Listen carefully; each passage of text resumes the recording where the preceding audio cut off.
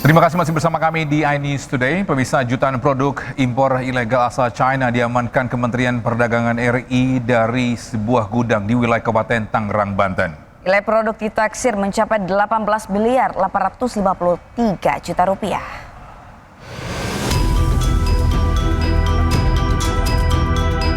Kementerian Perdagangan Republik Indonesia kembali mengamankan jutaan barang impor ilegal asal Cina dari sebuah gudang penyimpanan di kawasan Cikupa, Kabupaten Tangerang, Banten. Produk impor ilegal yang diamankan beragam, mulai dari perkakas tangan, peralatan listrik, elektronik, aksesoris dan pakaian, besi baja, dan produk turunan lainnya yang berada di dalam gudang penyimpanan milik PT ATI. Menteri Perdagangan Budi Santoso yang meninjau langsung lokasi penindakan menyebut jutaan produk impor ilegal ini menyalahi sejumlah aturan dan tak memenuhi persyaratan untuk izin edar di Indonesia. Jutaan produk impor ilegal ini diperjualbelikan melalui platform e-commerce TikTok. Total ada sebanyak 1.687.000 produk impor ilegal berbagai jenis asal Cina yang diamankan, dengan nilai jual sekitar 18 miliar 853 juta rupiah. Total yang diamankan sebanyak 1.680.047 pieces atau diperkirakan senilai 18 miliar 853 juta 531.107 rupiah. Ya, sebagai tindak lanjut atas barang-barang ini, maka kita akan melakukan penyelidikan lebih lanjut untuk pelaku usaha atau importer ini. Selanjutnya, jutaan produk impor berbagai jenis yang berhasil diamankan ini akan dijadikan barang bukti untuk proses penyelidikan lebih lanjut kepada importir.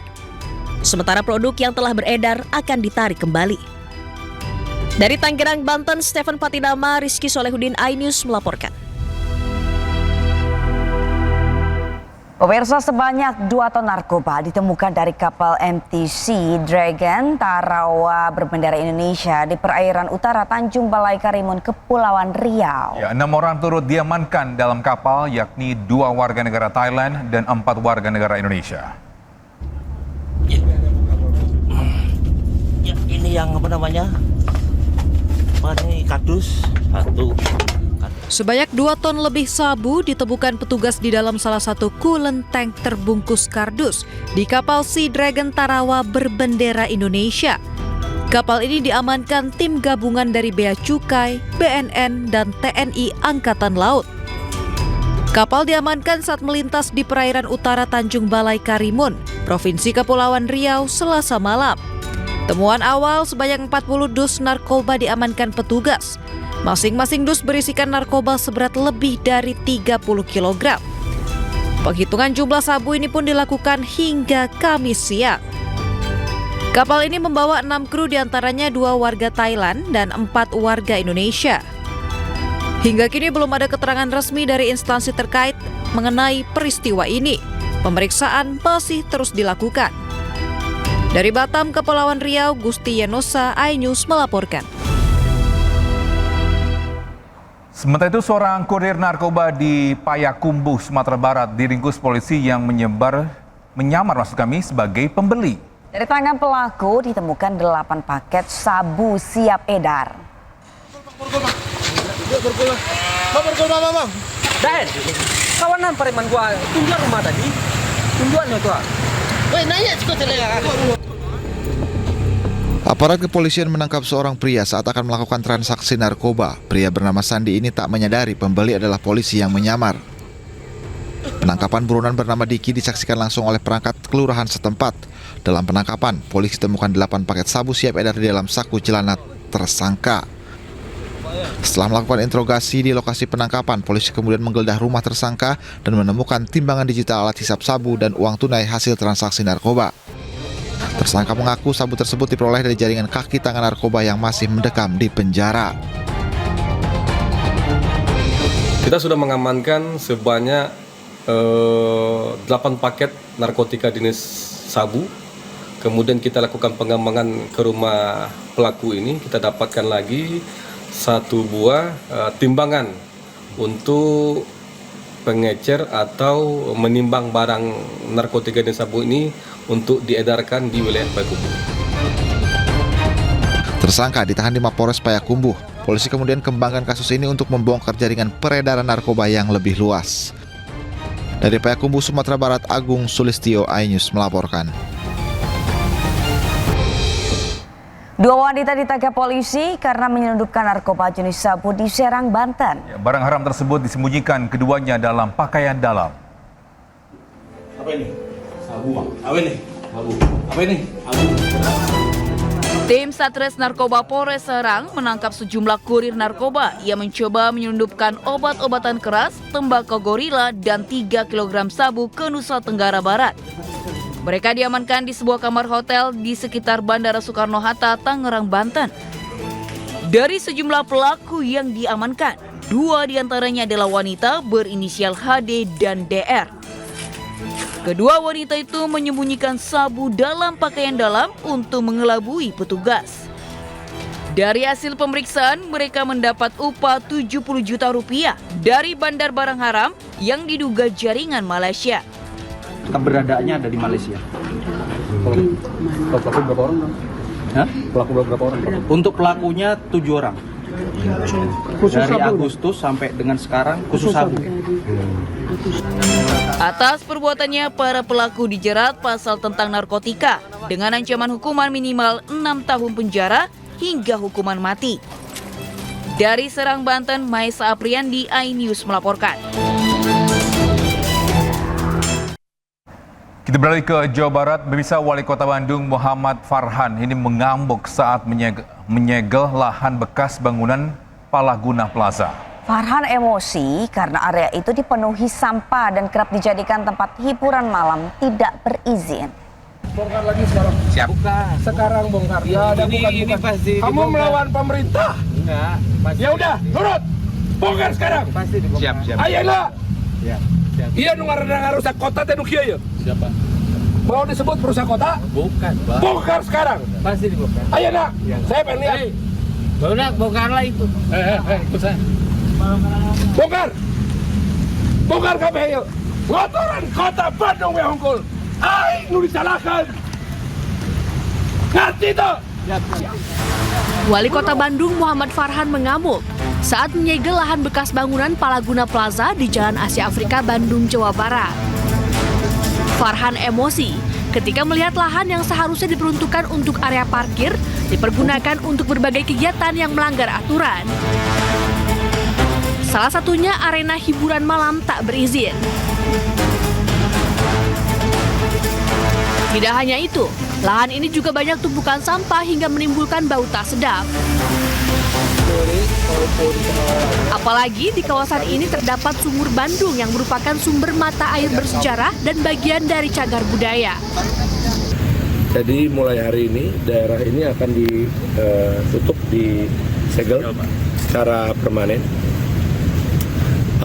Kemudian sampai ada penindakan. Kita akan melakukan penindakan secara pidana, mau itu tindakan pidana ringan atau enggak, kita lihat perkembangannya. Kemudian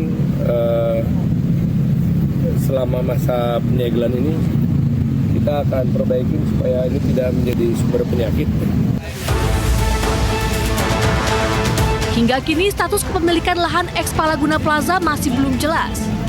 Pemkot Bandung akan segera menempuh jalur hukum untuk menyelesaikan masalah ini.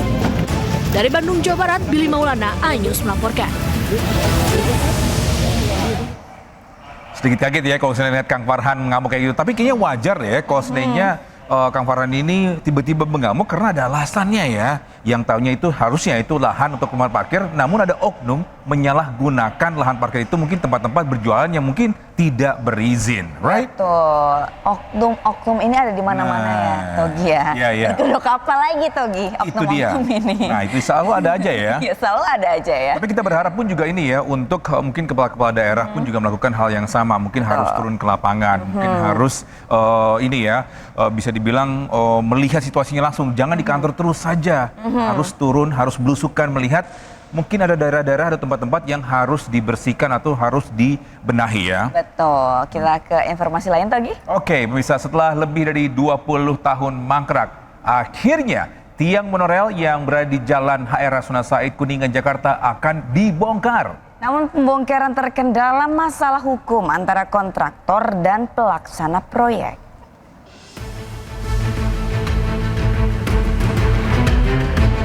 "20 tahun sudah tiang monorail yang berada di sepanjang Jalan HR Rasuna Said Kuningan ini berdiri. Sejak diresmikan pada tahun 2004, tiang monorail mangkrak hingga saat ini. Keberadaannya yang dinilai mengganggu estetika membuat Gubernur Jakarta Pramono Anung gerah. Pramono pun tegaskan akan membongkar tiang-tiang ini. Namun pembongkaran menunggu kasus hukum antara kontraktor dan pelaksana proyek selesai. Acaranya bulan Juni, nanti detailnya biar disampaikan oleh Bu Atika. Itu acara yang cukup besar, salah satu acara yang memang bagi pemerintah Jakarta merupakan acara yang harus diberikan atensi secara khusus. Bahkan Bu Atika mengusulkan bagaimana kalau di bawah planetarium ini ada acara kesenian, fashion show dan sebagainya. Saya bilang, Bu, silakan, kita support sepenuhnya karena memang tim ini akan menjadi tempat alternatif kegiatan bagi masyarakat umum di Jakarta. Itu yang ingin kami sampaikan. Terima kasih. Tadi mungkin bisa dijelaskan aspek permasalahan apa yang sehingga buat ini nggak bisa beroperasi. Dan monorail berarti akan selesaikan begitu. Jadi yang pertama untuk monorail dulu ya. Monorail itu kan sudah diganti dengan LRT. Sekarang tinggal tiang-tiangnya. Ini kan berhenti karena ada persoalan hukum pada waktu itu antara kontraktor, pelaksana dan sebagainya. Bagi pemerintah Jakarta ini sangat mengganggu.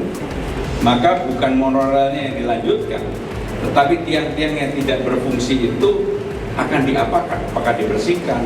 Apakah dibuat apa?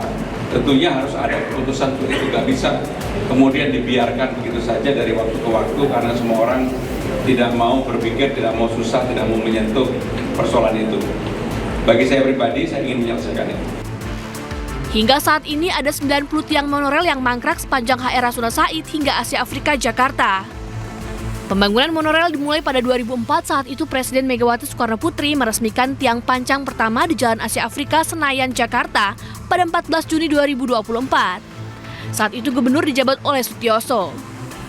Namun seiring berjalannya waktu, proyek monorail terhenti lantaran investor proyek PT Jakarta Monorail tak mampu memenuhi syarat investasi, yaitu sebesar 144 juta US dollar.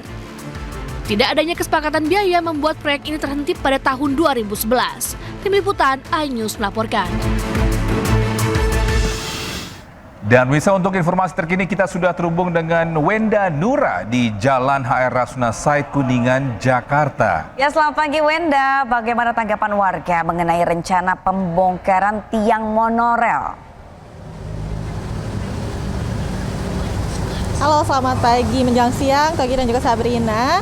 Memang proyek tiang monorail yang sudah mangkrak selama lebih dari 20 tahun ini cukup menimbulkan keresahan bagi warga, terutama untuk pengguna jalan. Bagaimana tidak, karena selain sempat memakan korban beberapa tahun yang lalu, tentu proyek monorail yang mangkrak ini yang sudah berjejer di sepanjang Jalan Rasuna Said ini mengganggu keestetikan tata kota Jakarta. Jadi bisa dilihat, Sabrina, Togi dan juga pemirsa, di layar televisi Anda ini merupakan tiang-tiang monorail yang berjejer, dan berdasarkan informasinya ini ada sebanyak 90 tiang yang berjejer di sepanjang Jalan Rasuna Said ini, dan bisa dilihat di layar televisi Anda tiang ini berjejer di tengah jalan, Sabrina, Togi dan juga pemirsa, yang mana selain mengganggu keestetikan tata kota Jakarta, ini juga cukup membahayakan karena untuk pengendara yang baru pertama kali melewat ke Jalan Rasuna Said ini dan tidak fokus sedang berkendaranya, ini bisa saja, bukan tidak mungkin, mereka bisa saja untuk menabrak tiang-tiang di monorail ini. Dan Sabrina, Togi dan juga pemirsa, tiang monorail ini sudah mangkrak selama lebih dari 20 tahun, yang mana proyeknya ini sudah dikerjakan selama dari tahun 2024 hingga tahun 2008. Namun proyek ini resmi diberhentikan pada tahun 2011. Dan Sabrina atau kita juga pemirsa, belakangan ini ada informasi terbaru bahwa dari Gubernur DKI Jakarta Pramono Anung akan membenahi proyek monorel yang sudah mangkrak ini. Dan untuk mengetahui warga apakah setuju atau tidak dengan dibenahinya proyek monorel ini, kita akan bertanya dengan salah satu warga ataupun pengguna jalan. Halo, selamat pagi menjelang siang, Mas. Pagi. Ya, Mas, maaf, dengan Mas siapa? Hartono. Oke, Mas, gimana nih Mas melihat proyek monorel yang tiang-tiang monorel ini yang ada di sepanjang Jalan Rasuna Said ini, tanggapannya gimana, Mas? Jadi mau dibongkar atau bagaimana? Tanggapan dulu deh dari Masnya ini melihat tiang-tiang ini seperti apa? Untuk tiang-tiang ini sangat mengganggu banget ya, dari segi pemandangan, dari segi penyempitan jalan itu sangat berbahaya juga karena untuk lalu lintas ya. Jadi mengganggu pemandangan dan sangat membahayakan. Tapi Masnya sendiri pernah ngalamin dampak negatif dari tiang monorel ini, nggak seperti pernah nabrak atau mungkin seperti apa? Iya, terkadang kita tuh lagi naik motor gitu, kadang-kadang kaget gitu, tiba-tiba ada tiang gitu, karena kan jalan macet agak sempit gitu. Ya, jadi memang cukup membahayakan juga ya, Mas. Nah, ini kan ada rencana nih dari Gubernur Pramono Anung untuk tiang-tiang ini nantinya akan dibenahi. Nah, gimana tanggapan dari Mas?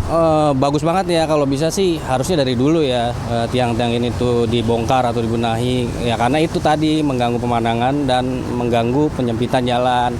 Kalau seandainya nggak dibongkar pun kalau bisa dipasangin LED iklan atau spanduk, banner gitu, jadi biar lebih kelihatan estetik gitu kan.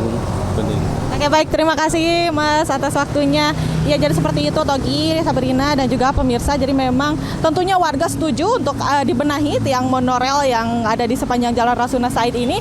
Dan mari kita nantikan seperti apa nantinya rencana dari Gubernur Pramono Anung ini. Apakah tiang-tiang monorel ini akan dibongkar atau dibenahi menjadi tiang yang lebih estetik mungkin? Mari kita nantikan nanti pelaksananya akan seperti apa. Kembali ke Anda Togi dan Sabrina. Terima kasih Wenda Nur atas informasinya, melaporkan langsung dari Kuningan, Jakarta Selatan. Selamat bertugas kembali. Ya, itu tanggapan dari ini ya, beberapa ada satu dari warga yang menanggapi terkait dengan rencananya ini Gubernur Jakarta ini akan membongkar tiang monorel itu ya. Kita berharap pun juga benar secepatnya bisa dibongkar. Tapi jalannya jangan diluaskan, mungkin bisa diisi dengan pohon, tanaman-tanaman gitu. Jadi semakin hijau Jakarta ya. Sekali dan semakin asri. Benar. Menyerap polusi. Baik, Misa, seorang nenek berusia 92 tahun harus menjalani persidangan di Pengadilan Negeri Denpasar, Bali karena kasus pemalsuan silsilah. Jangan kemana-mana pemirsa, News Today akan segera kembali.